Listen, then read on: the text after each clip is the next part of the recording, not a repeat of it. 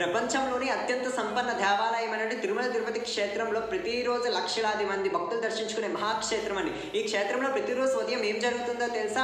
ప్రతిరోజు తెల్లవారుజామున అనగా 2:30 గంటల సమయంలో స్వామివారి గర్భాలయం అంటే కటిక చీకటిలో ఉంటుందండి. ఇటువంటి సమయంలో స్వామివారి ప్రధాన ద్వారానికి 3 తాళాలు ఉంటాయన్నమాట. ఈ 3 తాళాలు కూడా 3 వేరు తాళం చెబుతూ ముగ్గురు తెరుస్తారనమాట. అనగా అర్చకులు, పేష్కర్, జియంగారులు కలిసి తెరుస్తారనమాట.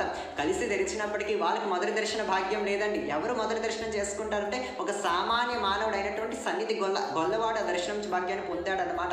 ఏ విధంగానంటే ఒక కాగడా పట్టుకొని ఆ కాగడా వెలుగులో స్వామివారిని దర్శనం చేసుకుంటాడు. అంటే చూడండి ఎంత మహద్భాగ్యమో. ఎందుకు అతనే దర్శనం చేసుకోవాలనంటే స్వామివారు ఒక సమయంలో ఇచ్చినటువంటి మాట అండి. స్వామివారు ఎప్పుడైతే తిరుమల తిరుపతి క్షేత్రానికి అంటే తిరుమల కొండ మీద అడుగు పెట్టారో అప్పుడు మొదటిగా దర్శించుకున్నది యాదవులేనమాట. ఆ మాట ఇప్పటికీ కొనసాగుతూనే ఉంది.